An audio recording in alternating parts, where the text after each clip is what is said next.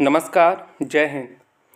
आप देश के किसी भी कोने से इस वीडियो को देख रहे हैं, अगर आप अभिभावक हैं या आपके परिवार का कोई भी छात्र या छात्रा कक्षा 5वीं या 8वीं के विद्यार्थी है, तो वीडियो बहुत ज़्यादा इम्पोर्टेंट होने वाली है। अब अभिभावकों को थोड़ा सा सचेत हो जाने की ज़रूरत है दोस्तों। नो डिटेंशन पॉलिसी क्या होती है, क्यों इसे हटाया गया है, क्या इसके लाभ और नुकसान हैं, और आपके मन में जो भी प्रश्न उठ रहे हैं उन सभी के जवाब वीडियो के अंत तक आपको मिल जाएंगे। तो वीडियो को बड़े ध्यान से देखना, अंत तक जरूर देखना, स्किप मत कर देना दोस्तों। तो चलिए शुरू करते हैं इस वीडियो को। अगर आपने अभी तक मेरा चैनल सब्सक्राइब नहीं किया है तो चैनल से जुड़ने के लिए चैनल को सब्सक्राइब कर लीजिए, क्योंकि ऐसी ही महत्वपूर्ण जानकारी आपको इस चैनल पर मिलती रहती है। तो दोस्तों, नो डिटेंशन पॉलिसी जो थी, जिसे 2009 में लागू किया गया था, उसे अब समाप्त कर दिया गया है।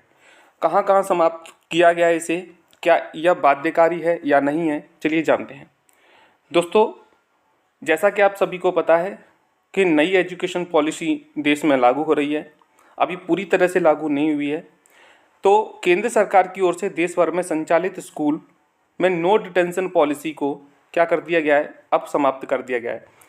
इस पॉलिसी के खत्म होने के बाद इसका असर केंद्रीय विद्यालय, सैनिक स्कूल सहित केंद्र सरकार द्वारा संचालित 3000 से अधिक स्कूलों में पढ़ रहे स्टूडेंट पे पड़े। स्कूलों पर यह नो डिटेंशन पॉलिसी वाला नियम जो है वो अब लागू होने वाला है, यानी कि यह समाप्त होने वाला है।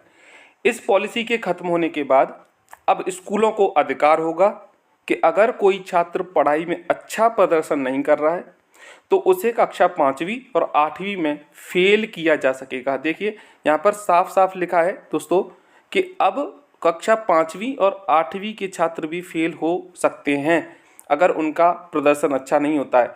एक तरह से आप ये मान के चलिए कि बोर्ड के जो एग्ज़ाम होते हैं, जो क्लास 10th और 12th के होते हैं, सेम वैसे ही अब कक्षा 5वीं और 8वीं के भी बोर्ड के एग्ज़ाम हुआ करेंगे। अगर कोई छात्र फेल हो रहा है तो उसे फेल किया जाएगा। अच्छा, आगे जानते हैं क्या छात्रों पे इसका असर पड़ने वाला है। इससे 5वीं और 8वीं क्लास में पढ़ रहे छात्र जो फेल हो जाएंगे उन्हें अगली कक्षा में पदोन्नत नहीं किया जाएगा। ठीक है, हालांकि उन्हें 2 महीने के अंदर दोबारा मौका मिलेगा परीक्षा देने का। इसके बाद भी अगर छात्र अनुत्तीर्ण हो जाता है तो उसे उसी कक्षा में दोबारा पूरी साल पढ़ना होगा। देखिए, क्लियर लिखा है यहाँ पे कि अगर छात्र, वैसे तो उसे 2 महीने का मौका मिलेगा परीक्षा देने का, 2 महीने के बाद दोबारा परीक्षा देने का मौका मिलेगा, मगर फिर भी वह फेल हो जाता है तो उसे उसी कक्षा में पूरी साल दोबारा पढ़ना पड़ेगा, यानी कि वह फेल हो जाएगा दोस्तों। तो ये जो पॉलिसी है 2009 से लागू थी, 2019 में इसको समाप्त किया गया था, लेकिन क्योंकि नई शिक्षा नीति को अभी पूरी तरह से लागू नहीं किया गया है, इसे धीरे धीरे सभी राज्यों में लागू किया जा रहा है। तो जैसा कि आपने कुछ दिन पहले ही एक खबर और सुनी होगी कि 10th के बोर्ड के एग्ज़ाम जो हैं वह अब समाप्त कर दिए जाएंगे। लेकिन यह खबर कितनी सही है कितनी गलत है, यह तभी पता चलेगी दोस्तों जब नई शिक्षा नीति को पूरी तरह से देश में लागू कर दिया जाएगा। इससे 5th और 8th क्लास में पढ़ रहे छात्र जो अनुत्तीर्ण हो जाएंगे उन्हें अगली कक्षा में पदोन्नत नहीं किया जाएगा। क्या सभी राज्य और केंद्र शासित प्रदेशों में लागू होगा या नहीं, यह खबर बहुत इंपॉर्टेंट है।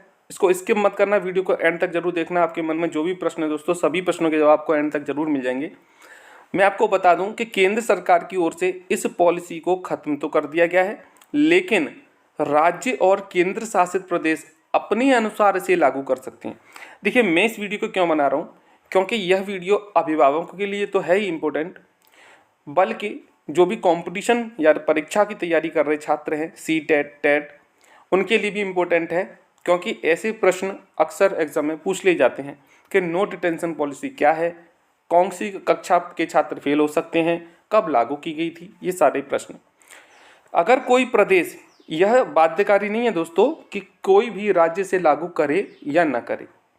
अगर कोई प्रदेश या केंद्र शासित राज्य से लागू नहीं करना चाहता है तो वह बाध्यकारी नहीं होगा, यानी जबरदस्ती नहीं होगी कि उसे लागू करे ही।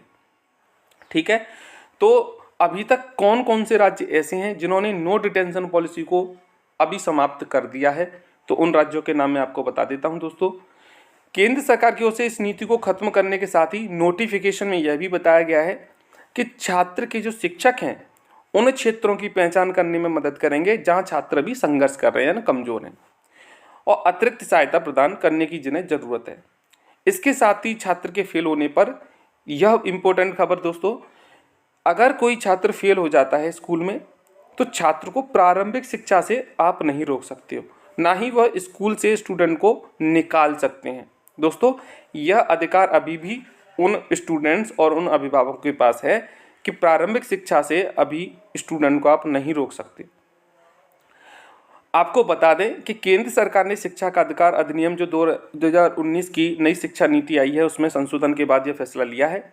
केंद्र सरकार की ओर से अभी 18 राज्य और केंद्र शासित प्रदेश मिलाकर नो डिटेंशन पॉलिसी को खत्म कर दिया गया है। मोस्टली बहुत से राज्यों ने इसमें यह नो डिटेंशन पॉलिसी खत्म कर दी है, जिसमें आसाम है, बिहार है, गुजरात है, हिमाचल प्रदेश है, झारखंड है, मध्य प्रदेश है, मेघालय, नागालैंड, पंजाब, राजस्थान, सिक्किम, तमिलनाडु है, त्रिपुरा है, उत्तराखंड, पश्चिम बंगाल है, दादर नगर हवेली है एंड जम्मू कश्मीर भी इसमें शामिल है। दोस्तों, अब आपके मन में कुछ प्रश्न होंगे, उन प्रश्नों के जवाब दे देता हूं।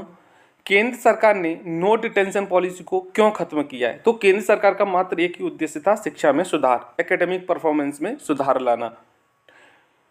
क्या यह पॉलिसी सभी पर लागू होगी? यह पॉलिसी केंद्र सरकार की ओर से खत्म कर दी गई है और जैसा कि आपको अभी मैंने बताया था कि राज्य बाध्यकारी नहीं है, इसे लागू करना चाहें तो कर सकते हैं या नहीं भी कर सकते हैं।